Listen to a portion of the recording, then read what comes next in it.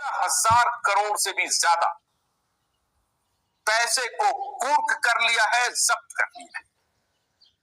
अभी तक आपने कुर्की जब्ती शब्द का इस्तेमाल प्रॉपर्टीज के मामले में सुना होगा, अचल संपत्ति के मामले में सुना होगा कि जमीन को कब्जा कर लिया, घर को कुर्क कर लिया, घर के सामान को उठा के चले गए, उसको कुर्की कहते थे।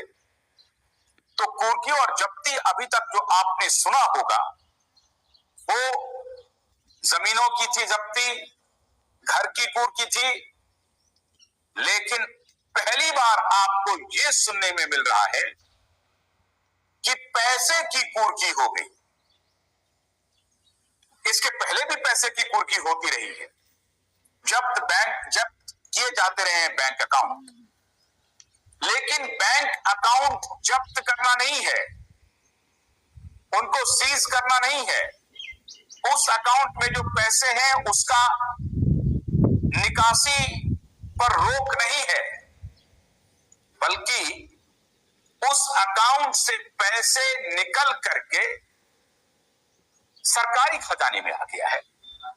सेबी के अकाउंट में आ गया है या सरकार के अपने खजाने में आ गया है, लेकिन वो सरकारी खजाना अगर सेबी के भी अकाउंट में आएगा तो सरकारी खजाना। तो 14,000 करोड़ रुपए सरकार ने कुर्क कर लिया है। ये बहुत बड़ी खबर है, और वो भी तब 15 जून के बाद। 9 जून को, 6 जून को, जब 4 जून को रिजल्ट आ गया, उसके बाद सरकार का गठन हो गया, और गठन के तुरंत बाद इतनी त्वरित कार्रवाई आज तक के इतिहास में नहीं हुआ। इसीलिए मैंने आपको कहा कि थोड़ा देर है, अंधेर नहीं है। और मैंने आपको उस वक्त भी कहा था कि भरोसा रखिए सरकार पर। अभी कुछ और एक षड्यंत्र चल रहा है, लेकिन यह मुद्दा अलग है, उस पर मैं आपको कल बताऊंगा। लेकिन आज मैं सहारा के निवेशकों की बात कर रहा हूं। सहारा के निवेशक बिल्कुल धैर्य धारण किए रहिए, आपका पाई पाई मिलेगा। इसकी गारंटी अब सरकार दे रही है, मैं नहीं दे रहा हूं। स्वयं सहकारिता मंत्री और गृह मंत्री आपको अलग अलग सभाओं में बोल चुके हैं, और उनके बोली के अनुसार कार्रवाई होता हुआ दिख रहा है। जुलाई के पहले सप्ताह में ईडी का छापा। साथियों, मेरे इस चैनल पे बहुत लोगों का शिकायत आता है, कंप्लेन आता है कि आप दूसरे का वीडियो अपलोड करते हैं।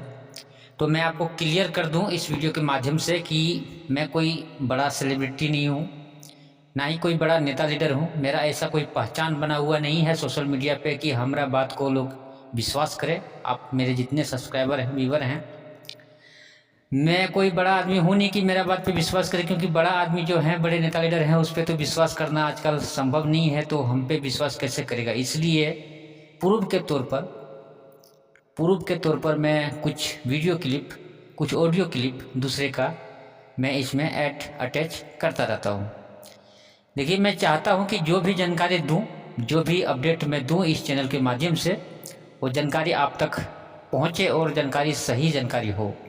मेरा मकसद यही रहता है। भले ही हम फेस नहीं दिखाते हैं इस चैनल पे, लेकिन हम जो भी जानकारी इस चैनल पे देते हैं वो दिल से देते हैं, अपना चेहरा से नहीं देते हैं। ऐसा नहीं कि चेहरा दिखा के हम कोई बड़ा, हमको सेलिब्रिटी बनना है, नाम कमाना है मेरे को सोशल मीडिया पे, ऐसा मेरा मकसद बिल्कुल नहीं है।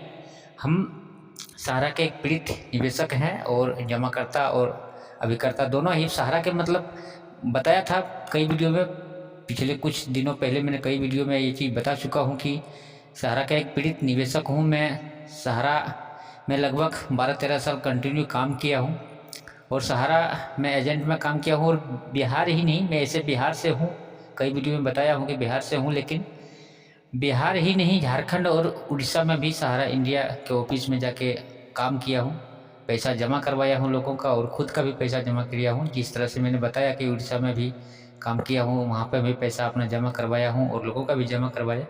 लेकिन उड़ीसा में तो कुछ दिन ही रहे, 2013, 14, 15, 3-4 साल ही रहे वहाँ पे। मैक्सिमम पैसा जमा करवाया और सारा पैसा वहाँ से निकलवा लिया, क्योंकि वहाँ का जो रूल नियम था थोड़ा ठीक ठाक मेरे को लगा था ब्रांच का, और बड़ा ब्रांच भी था, और वहाँ मेरा सहयोगी भी अच्छे खासा साथ दिया मेरे को, इसलिए वहाँ से पेमेंट में तो सारा निकाल लिया था। क्योंकि वहाँ पे मेरे को परमानेंटली रहना नहीं था, एक्चुअली वहाँ पे मैं जॉब करता था किसी प्लांट में, किसी फैक्ट्री में, तो इसलिए दोनों को ही देखना पड़ता था। पूर्ण रूप से सहारा में काम करके तो धोखा खा चुका है बहुत आदमी, इसलिए मेरे को पहले से ही डाउट था कि कहीं ना कहीं कुछ हो सकता है, इसलिए मैं डर डर के इसमें काम किया करता था। और जब बिहार में मैं शुरू किया था काम, तो मेरे को बिहार के जो ब्रांच मैनेजर था उस पे ऊपर डाउट था कि शायद ब्रांच मैनेजर कुछ गड़बड़ कर सकता है, क्योंकि सहारा में 2012 के बाद से लोगों का विश्वास लगभग 80 से 90% उठ गया था, 2012 से ही।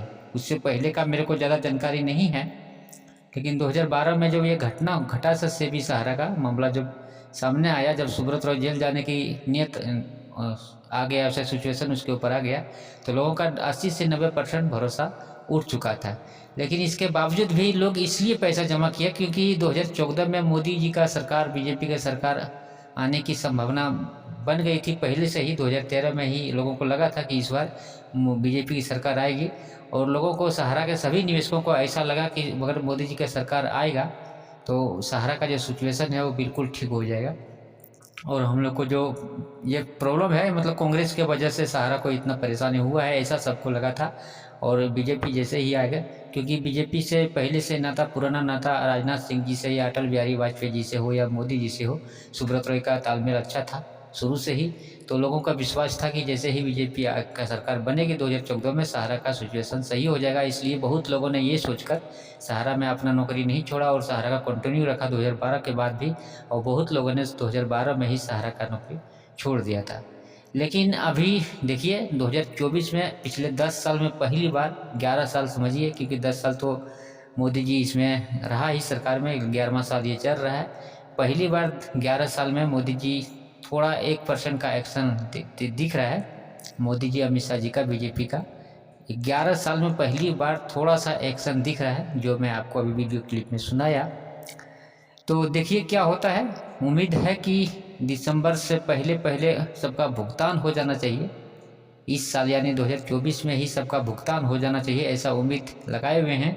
लेकिन ये निर्भर सरकार पे करती है, जो वर्तमान जो पद में बैठे हुए हैं, बड़े पद में बैठे हुए हैं, क्योंकि ये कोई कि राज्य सरकार का मामला है नहीं जो राज्य सरकार इसमें कुछ कर सकता है। और बहुत ऐसे राज्य सरकार भी है कुछ करना ही नहीं चाहता, ये सारा मामला केंद्र का है। इसलिए जो भी करना है केंद्र का ही करना है, और अपने अपने तरीक़ा से सोसाइटी के जो संगठन के लोग हैं वो लोग अपना अपना तरीक़ा से PIL, कोई रीट याचिका, कोई कुछ कर रहे हैं, और निवेशक भी सहयोग कर रहे हैं। और सभी निवेशकों से निवेदन करूंगा कि संगठन का सहयोग करें, एक ना 2-3 तरीका में लगे रहें। तो इस वीडियो में इतना ही। थैंक यू, धन्यवाद।